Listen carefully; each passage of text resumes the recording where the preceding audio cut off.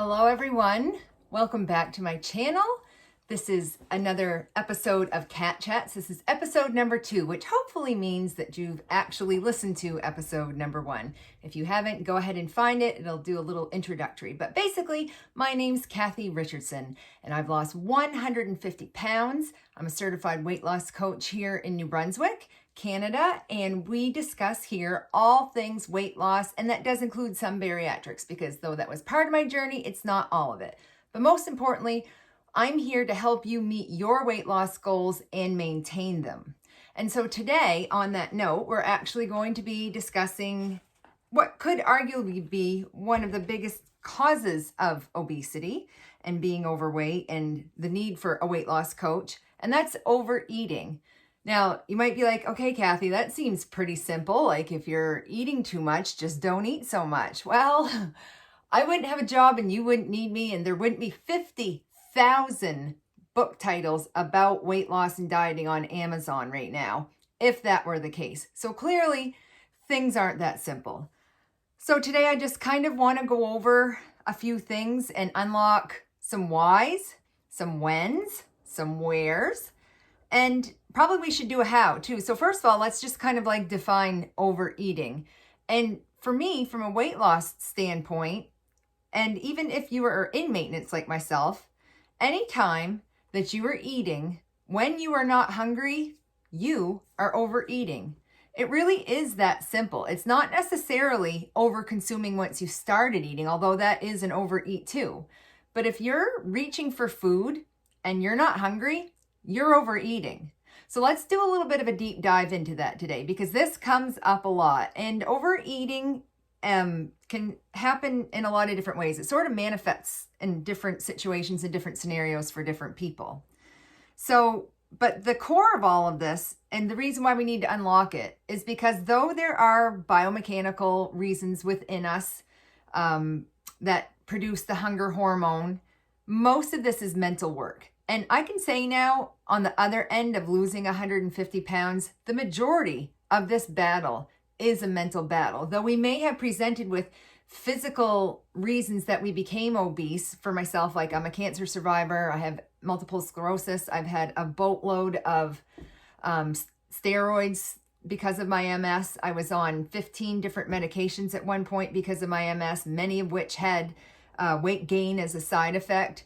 But at the end of the day, if I'm being totally honest, I also became morbidly obese. I wasn't just overweight. I wasn't just obese. I was morbidly obese at one time, tipping the scales at over 280 pounds.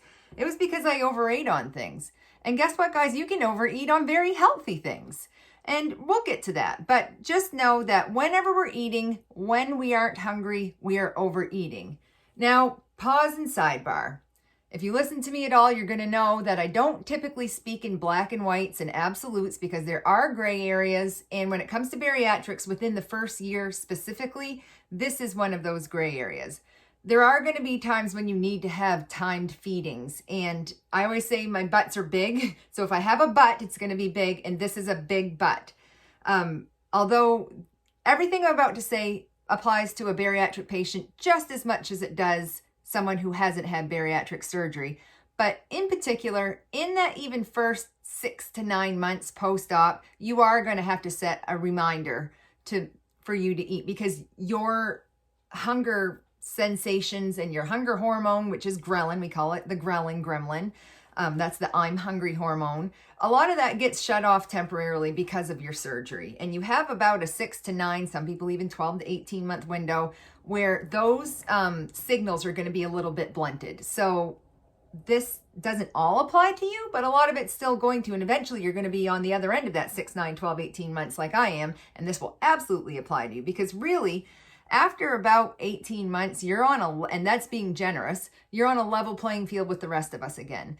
I could go off on a side tangent a little bit, and I'll try not to. I do struggle with ADD a little bit, but one of my biggest pet peeves with bariatric surgery is that people, for some reason, believe that they will never be hungry ever again after they have that surgery. So that's another conversation for another day. But for right now, just know that it absolutely will still be possible post-operatively to overeat, and that you will feel hungry again.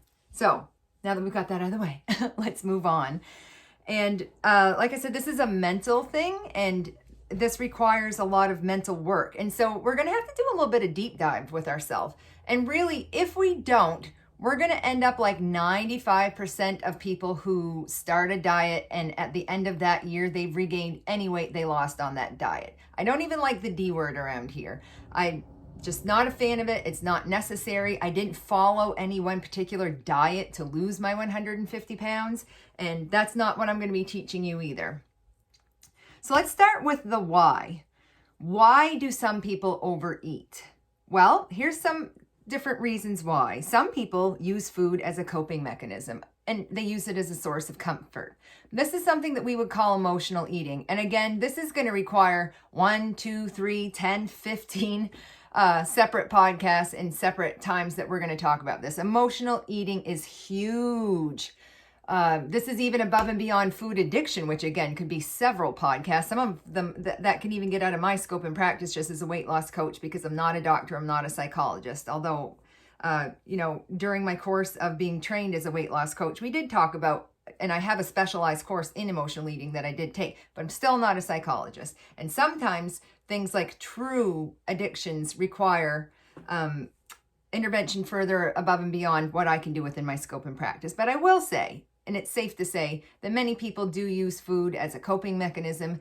They equate food with anesthesia. They don't want to feel pain, so they eat so that the food suppresses the pain, albeit temporarily. So that's one thing. It's being used as a coping mechanism, and food is comfort. Some people use food as a reward. I remember hearing one time, and it always stuck with me, that you are not a dog. You don't need food for a reward. And that's always stuck with me. And we do this so many times to celebrate because we're kind of trained that way. It's part of our culture. We're having a wedding. What are we going to do? We're going to have a bunch of food and celebrate. It's Christmas. What are we going to do? We're going to have a bunch of food and celebrate. It's graduation time. What do we do after graduation? We all get together and we eat a bunch of food. So no wonder we associate food as a reward. However, anytime that we sit down to those parties and Christmas meals and things like that, and if we're eating when we're not hungry, we're overeating. So I'm not saying that this is good or bad or whatever. We're just saying these are reasons why people do overeat. Another reason is habit. Habit eating is huge. I can speak freely for my husband when I say that, he was raised as part of the Clean Plate Club. It's just a habit. Some of us got in trouble when we were children if we didn't clean our whole plate, because remember, I grew up in the 80s. There's starving kids in China. So you have to clean your plate because for some reason it was supposed to help them. I don't know. And another reason is because it tastes good. Let's be honest, guys. Food's awesome. You will never hear me demonize food. I'm a foodie. I do freelance food reviews on the side. Food is my passion. I love food. Food is fun. Food can be entertainment. But it's also because of all those reasons that if we don't handle food appropriately, we're going to end up overeating at some point. And on that note, don't think just because you reach maintenance, or you have had bariatric surgery, or you've lost 150 pounds on your own without surgery, don't think that food ever becomes any less tempting. It's how you deal with those temptations and how you deal with the situations when you are presented to them, and what you do in that moment that makes the difference between success or not. There's no magic pill, even with Ozempic and Mounjaro and all these different things that are out now and these different GLP-1 meds.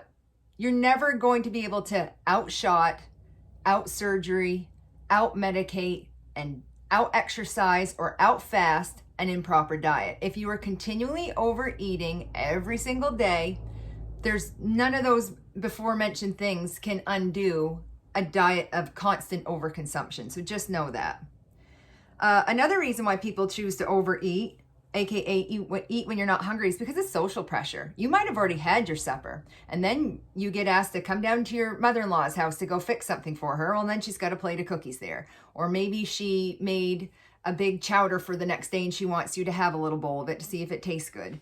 And so, there's just different times. There's always going to be different times that food is available. Food is everywhere. Food has never been more readily available and steadily available than it is right now. And because of that, there is the family and social pressure, and there are triggers. There's visual triggers. I mean, food is a multi-billion-dollar industry, and all you have to do is watch TV for like 1 minute after 10 p.m. and the food commercials start rolling in. The commercials you see on TV at 10 p.m. are not going to be the same commercials that you see at 9 a.m.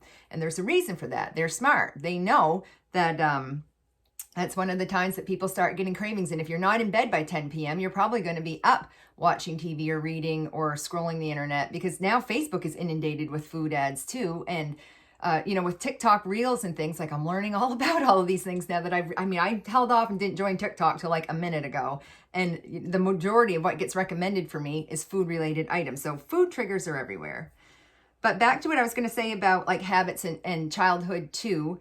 For some of you, because you did have childhood food scarcity, that can also be a reason why you overeat now. You might have been trained when you were younger that you didn't know when your next meal was going to come. And so you ate just as much as you could while you could, because you could. So that can also be a reason for an overeat. And another reason to overeat, this is just a simple one, but you might just be eating too fast. It's so easy to blow right through any of those I'm full signals that your body can, will, and does give. If you're eating so fast, you can eat right through them and never pause to even assess as to whether you've had enough or not.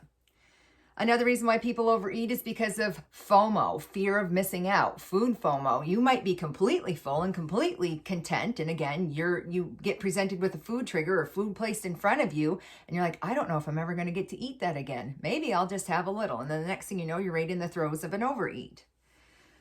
And one that's kind of hard to admit, but if you need to, let's admit it now, is self-sabotage. Sometimes we can even get a little cocky on our weight loss journey, and we've lost 25 pounds. And then you start to think like, oh yeah, I'm not really hungry, but I can have that because I've lost 25 pounds. Well, do that enough times, and those 25 pounds that you lost, you found them again somehow. And a final one, I wouldn't say final one. I mean, we could go on and on and on and on. These are just some of the biggies that I'm trying to hit today. But some people are just bored. They don't know what else to do, so they walk to the fridge and they open the fridge door and they close it, and they open the freezer and then they close it, and then nothing looks great there, so they walk to the pantry and then they open those doors and then they close it. And this is all of these, we can say, do happen though, because we're trying to fill a void that actually isn't hunger. So just remember this little phrase: if hunger isn't the problem, food isn't the solution. That's a big one. That's a big breakthrough. If hunger isn't the problem, food isn't the solution. You need to decide, what is the void or the felt need or the emotion that you are trying to have satisfied, and you're using food to do it, even though you're not hungry. So there's something else you're missing, whether it's comfort, whether it's you're stressed out and you just need to decompress, or whether you are bored and, whatever it is, it's more than likely going to be a felt need that you're trying to fill with food. And no wonder, because we are kind of like Pavlov's dog. A lot of this is conditioning and training, whether it is from childhood, or I know I had one client say she just really likes that feeling of full and that feeling of heaviness. And she did have childhood food trauma. She had food scarcity as a child. So it felt safe and comfortable to her that whenever she ate, she always overate so she could have those stretch receptors activated in her stomach. And she could feel that heavy, full feeling. And she felt like then everything was going to be okay. And there's science behind that too. I'm kind of a science nerd, and I do have my Bachelor of Science, although I'm not a doctor and I don't play one on TV, YouTube, or a podcast now. The multimedia platforms that I'm coming on are getting longer all the time as I rattle that off. But there is some science behind this. When those stretch receptors go off and it provides a comfort, it's because we're probably getting a serotonin release. And that's like that calming down, that chill vibe. It's a chemical that gets activated in our brain, and it makes us feel relaxed. And again, that goes back to food being anesthesia, or people using food like it's anesthesia. They want that calming effect. And sometimes after we eat too, or even right before when you're thinking about food and you've got that craving, and you're just imagining what it smells like, what it tastes like, what it's going to feel like, what all those different flavors and textures are going to be like on our palate, that starts sending dopamine right ready to just be kapam released. And it's very satisfying. And so anytime we answer that call, anytime we get that craving and we answer it with some food, we're just training our body that, okay, this is how we get dopamine. And then it wants it more often. It needs more of it. It's kind of a vicious cycle. But now that we know this, when we know better, we can do better. It only takes 21 days or less to break a habit and to form a new one. So just like we trained ourselves, like Pavlov's dog, to salivate when that bell rang, or to, we have a thought about food, so we go answer that thought, we can untrain ourselves too. And it's important to remember, you don't have to answer every time that hunger signal comes knocking, but you do need to answer every time that full signal comes. It's okay to be hungry. We need to stop fearing hunger, and we need to stop having this expectation that there is going to be a drug and a surgery and a blah, blah, blah, so that we never feel hungry ever again. It's not normal to not be hungry 24/7, 365 days a year. It's not normal. We just need to put that myth away forever. It's okay to feel hungry.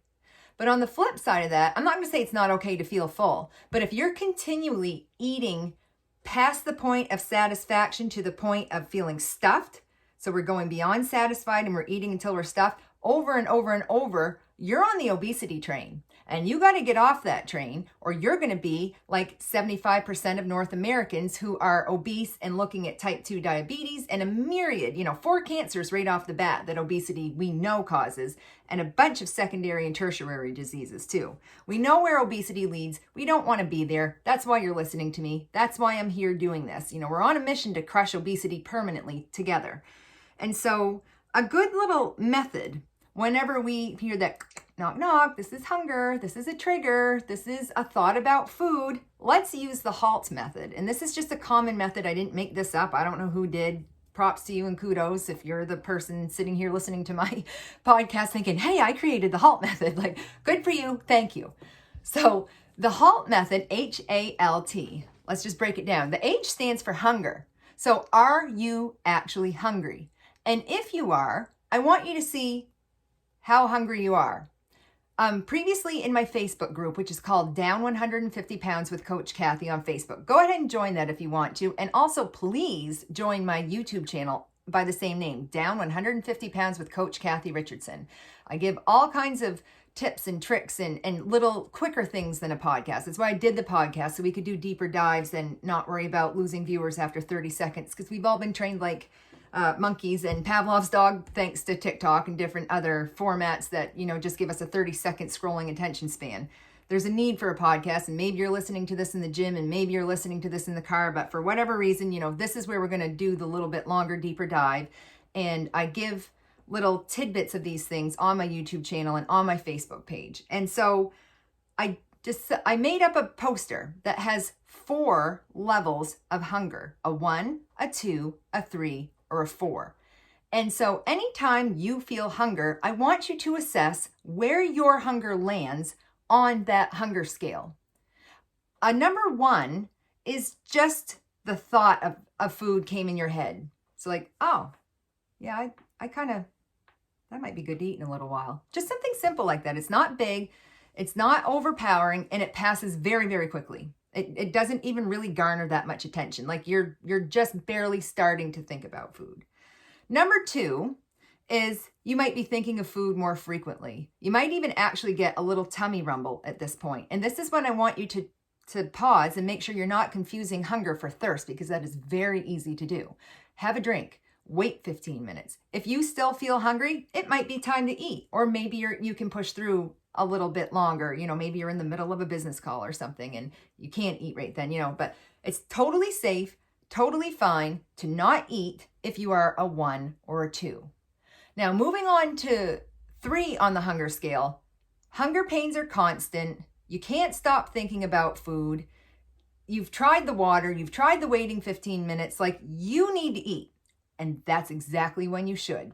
Even if you eat between a 2 and a 3 so that you don't actually feel the 3, whatever. But if you feel the 3, that's when it's time to eat. And number 4 is where I don't want you to ever get to. Number 4 is severe. You're feeling weak, you're feeling dizzy, you feel like you're going to pass out, your blood sugars are plummeting.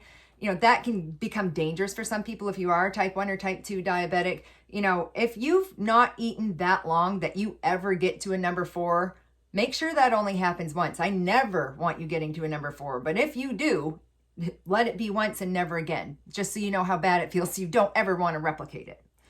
So if you're a 1 or a 2, you don't need to eat. If you're a 3, you should eat, and you should never get to a 4. But if you're 4, obviously eat.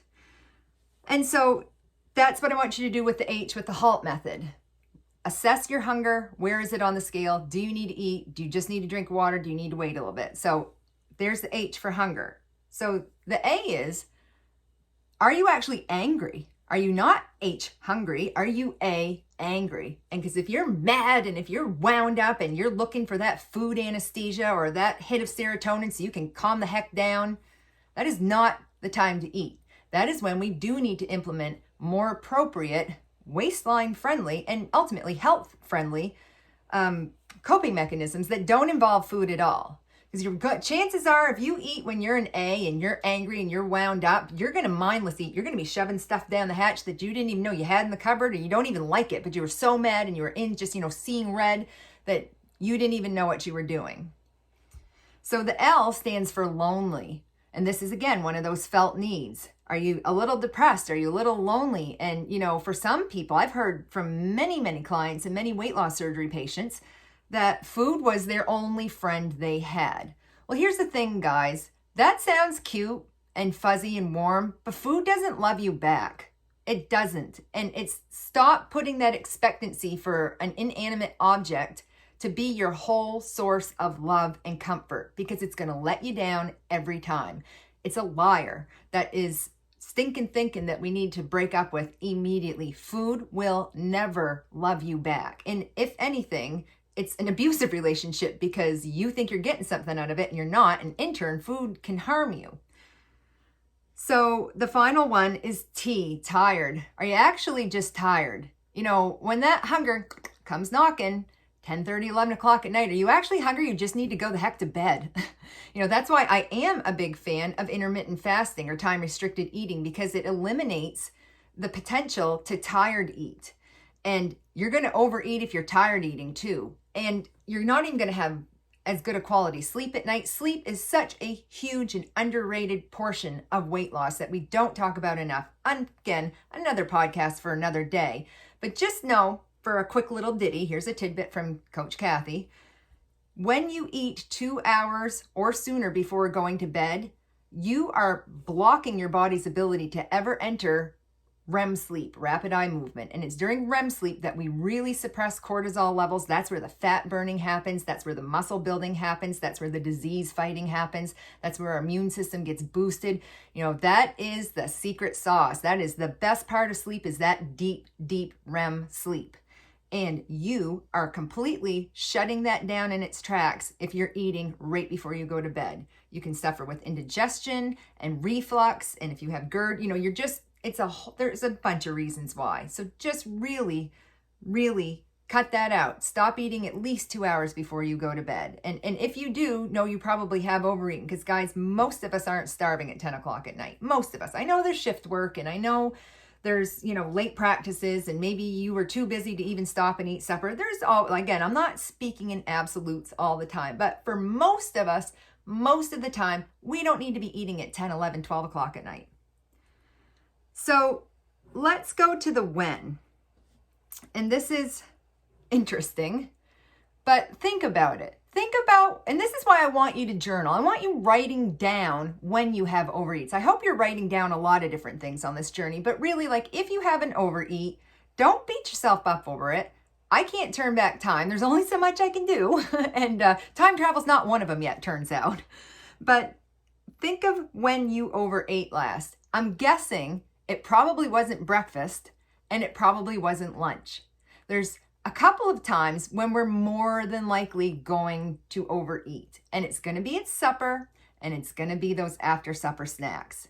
There's 3 different times during the day I like to call the witching hours.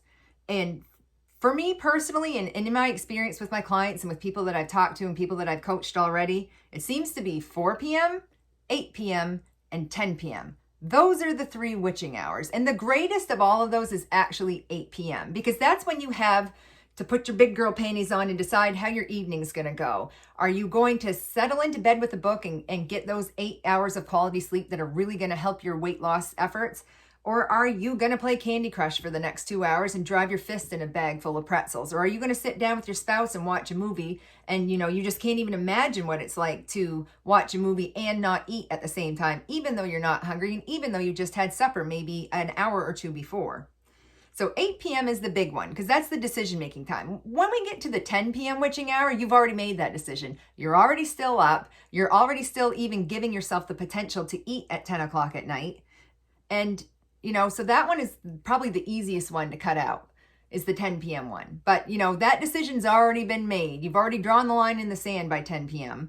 So the 8 p.m. one is the biggie. That's the one that's going to come calling and look so alluring. And that's when the food commercials are going to start and they're going to get heavier at 10 p.m. But, from 8 p.m. on, it is game on for overeats and nighttime eating. So then you think, well, okay, what about 4 p.m.? Well, for most of us, that's when we're just getting done work. And that's when we want that food anesthesia and to just decompress a little bit. And I can speak for myself so many times in the past when I was stressed out and a mom of 2 girls working a full-time job, I would eat the whole time I was making supper. I'd almost have a supper before I even had supper because, you can justify it like, well, I haven't eaten all day or I skipped through lunch or, I'm starving and oh, I won't. Here's a good lie that I told myself. I won't eat so much at supper if I eat right now. But I did. And you probably do too. So the 4 p.m. witching hour is more just because it's our day's starting to wind down. We want to decompress and it feels good to have a little bit of that dopamine and serotonin. And, chances are you may be hungry. So there's ways to prevent all of these and we will get to those in another podcast. But I just want to do the why and the when and the where and things like that right now. So there are tips and tricks, but, a big one is just have a protein forward diet and don't let yourself get too hungry. Those are 2 little freebies right now that I'll just throw those out there to you. But the 4 p.m. is just because we know the evening's coming, relief is coming, our day's responsibilities for most of us are starting to wind down. And so that's when the food triggers can come knocking and to overeat. But again, if you eat at 4, you don't need to eat at 5 and you don't need to eat at 6. So anytime that we're eating when we're not hungry, we're overeating. And so if you start your eating at 4 o'clock for your supper and then you're still going to have supper anyway, there's a good chance you're going to overeat. Now, so that's why I want you to write this down. Like, it's not to shame you and have like this laundry list of a calendar book full of all the times that you overate and you're a bad girl and you better just, no soup for you later. It's not about that, but it's just to be aware of when it happened and maybe even a why. Do a little bit of a deep dive. Okay, I overate here, but I was angry. Or I overate here and I was feeling really lonely. I got left out of, all the work girls talking around the water cooler and they never include me. And I felt lonely when I got home and I just used food to make myself feel better. Or maybe you were stressed because I don't want to ever underestimate the power that stress, whether physical or mental, has on our body. This could be, physical stress might be because you're sick, or it might be because you recently had surgery, or it might be because you have a broken arm. There's a bunch of different reasons that we have physical stressors on our body. And the mental stress is probably the majority of it for most of us. If you're a healthy adult, the mental stress is where this is all happening.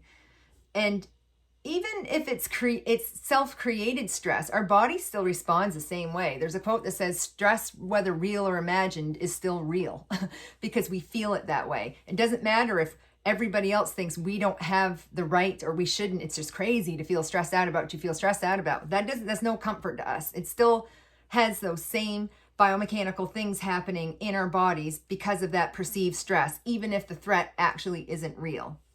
So that's a good chance to just pause and when you do feel some of these thoughts, think like, is what I'm upset about actually real? Can I change it? Is it going to matter tomorrow? Is it going to matter in 5 years? So, that's another little chance to kind of break this down. And just all of this is a good example of why we always need to be checking in with ourselves all the time when it comes to food choices and feelings. Just because you feel something doesn't mean it's true. And that goes for hunger, that goes for stress, that goes for hurt.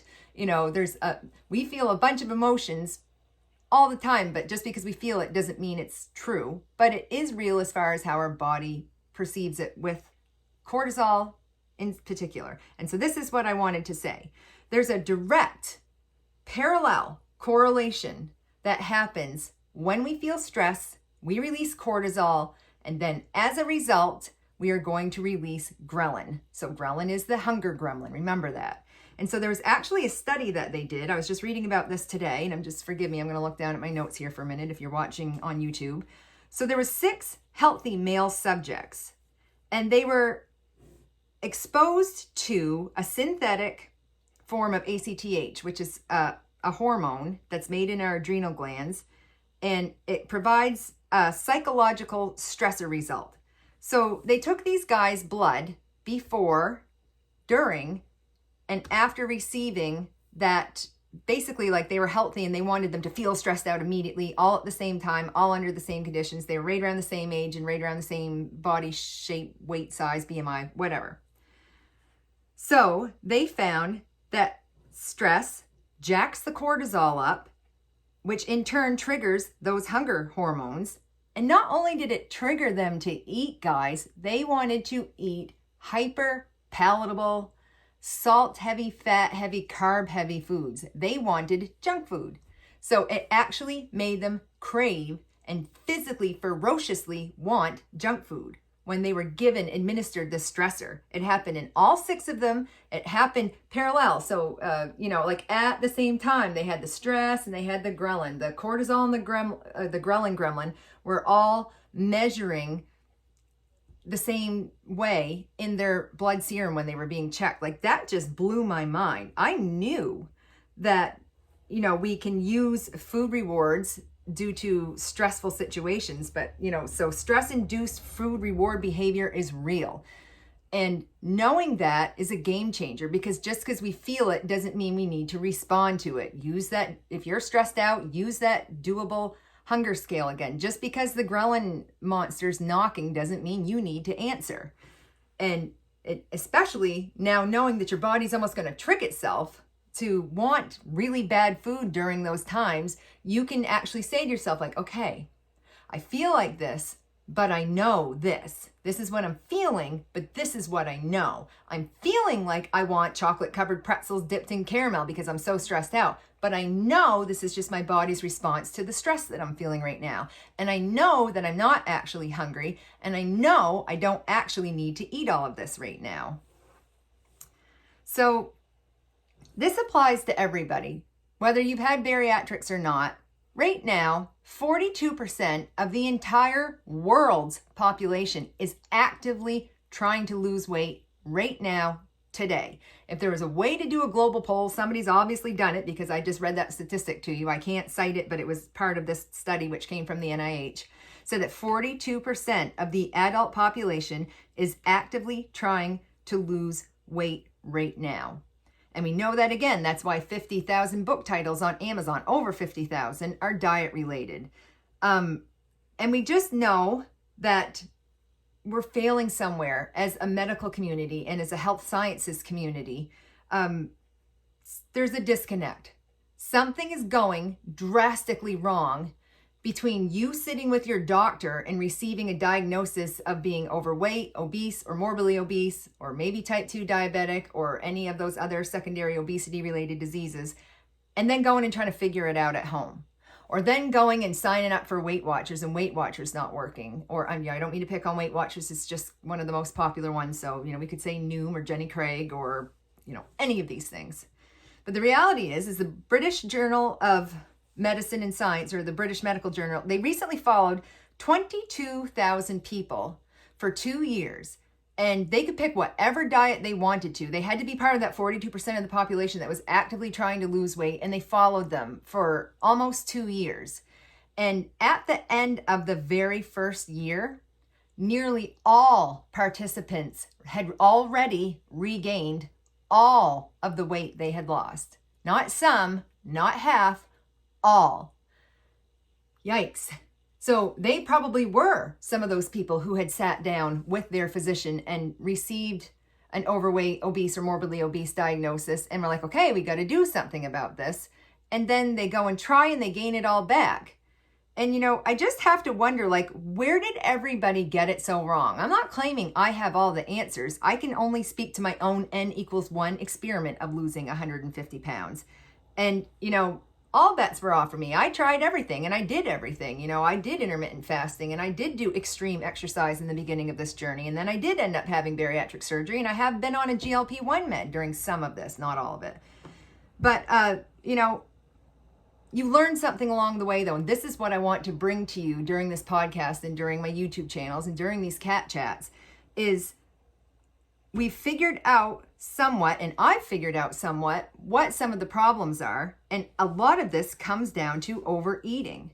And it's ignoring our own body's signals that it's giving us. Again, this doesn't apply to you if you're bariatric to 0 to 6 to 9 to 12, maybe 18 months out. But for everybody else, we're not listening to ourselves. We're eating when we're not hungry. We're eating past satisfying and eating until stuffed. We're not stopping partway through eating and assessing whether we actually even need any more or not. We're not paying attention to those first 3 bites where we get maximum satisfaction from anything we eat. And anything after that, you've already got the dopamine hit, that all the dopamine you're going to get, you get in those first 3 bites, but we still keep eating anyway. And so I think the thing that's missing the most from probably those 14 diets, and probably whatever you've tried, is we're not putting in the mental work that is necessary to cracking this egg. Because the egg can be cracked. It has been cracked. I've cracked my own egg. And with the help of my, I don't mean to poo-poo and say I've done all this on my own. I've had great physicians and I've had great friends. And like I said, I've read all the books, watched all the podcasts and all the YouTubers and done all this research so you don't have to, because I know you don't have time to do what I've already done. So this is what I'm bringing to the table to you now, is all of this knowledge, and you can take it or leave it from whence it came. But I can emphatically say that I think the majority of these programs fail because we're not teaching people to listen to themselves and to listen to their own bodies. We have an infinite design creator that created us to not, we were never supposed to be obese. Obesity is a disease. We were never created to just immediately have all this overconsumption. And this is the only time in history that food, like I said, has ever been so accessible for the majority of people. Not everyone, but for the majority. Food accessibility and obesity are going to go hand in hand, because people who are starving to death aren't doing that by choice, okay? So let's just put that to bed. But anyways, so this is where I hope we go in the future. I hope we can learn these little easy, doable, sustainable, long-term self-assessments, mental work, and tips so that we can lose the weight slowly, because if it's fast, it doesn't last. We know that. Slow is the way to go. And that we can do this long-term. Don't look at the whole staircase if you have a lot of weight to lose. If you have 75, 100, 500, I don't care how much weight you have to lose. Don't look at that whole staircase, but you've got to look at the first step. You've got to look at, you always say, don't look behind, look ahead. Well, you can't learn if you don't learn from your past mistakes. So sometimes we do need to look over our shoulder and be like, okay, I used to do that, but I don't do that anymore. We don't want to keep doing the same thing over and over and over again. That's the definition of insanity, is doing the same things but expecting different results. So hopefully, when it comes to overeating in particular right now, we know that we need to start assessing when it happens, why it happens.